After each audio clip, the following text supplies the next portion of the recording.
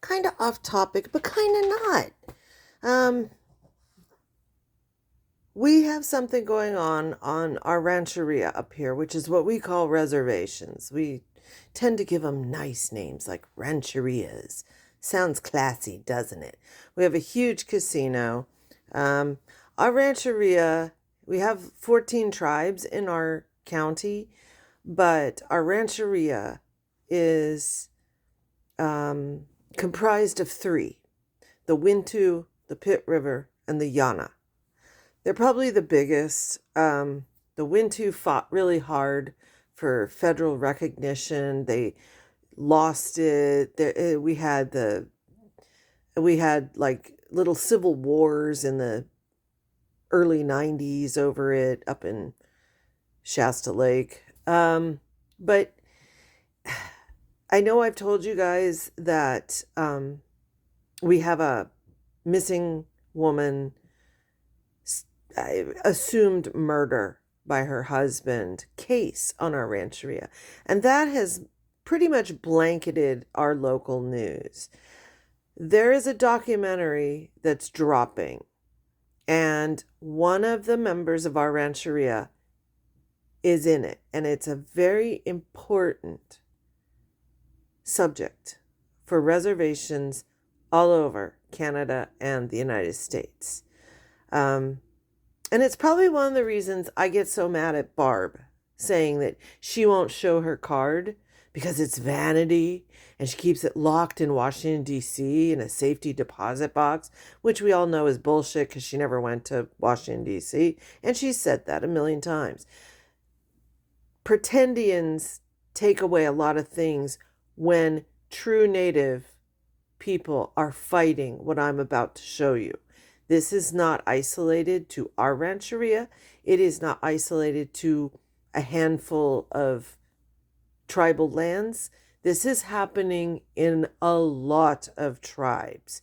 And it's really sad because there is native land, and reservations are considered sovereign nations. So the U.S. government tends to not handle their cases. They tend to tell the tribes, you deal with it. You deal with it through your judicial system. There's like a big gray area where people fall through cracks.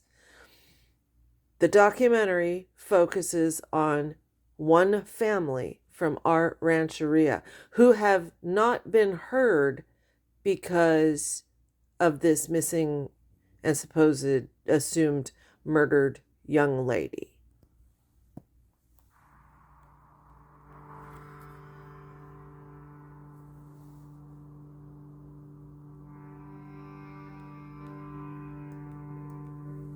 We got a letter.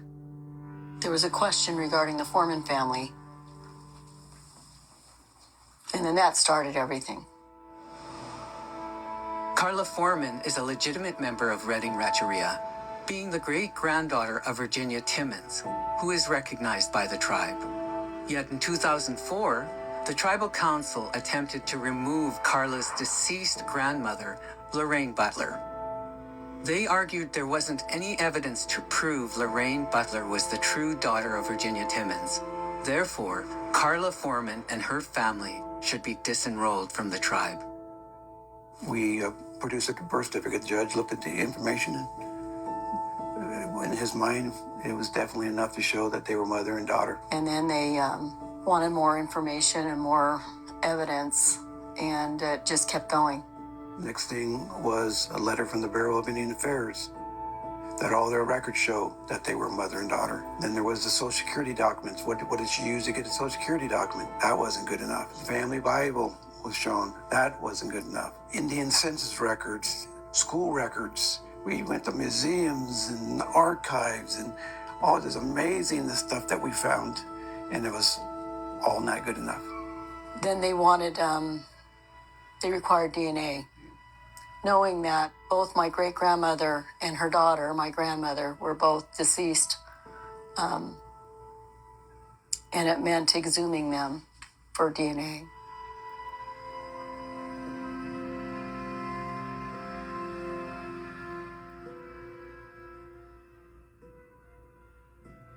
My name is Gloria Dimmick.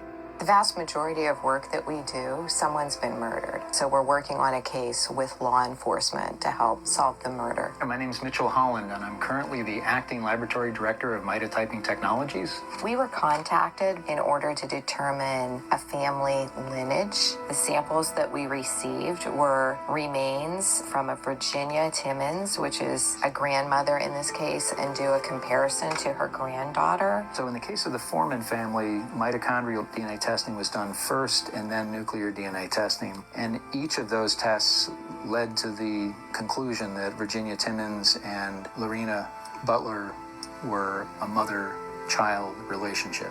It's my understanding that this evidence was not accepted by the tribe. And by rejecting these results, they're really rejecting the science.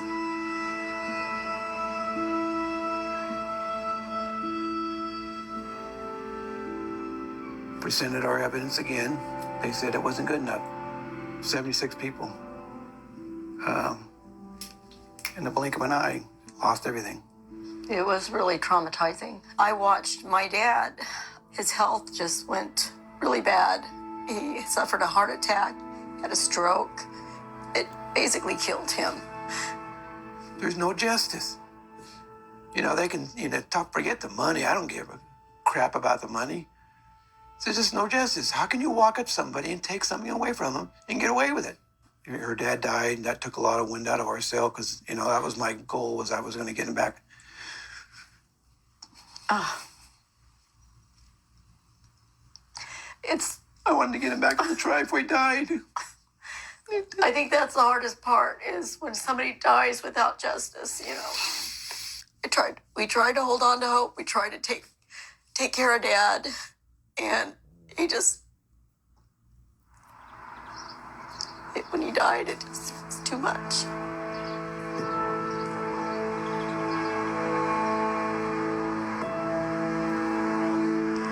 So the documentary is called You'reNoIndian.com, and they do have a TikTok page.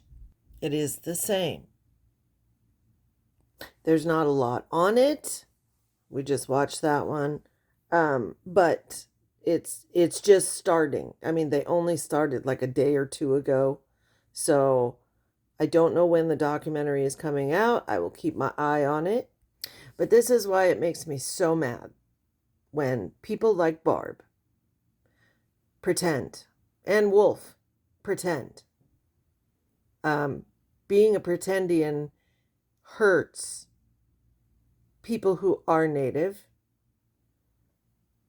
and they're already fighting their own tribe in many cases.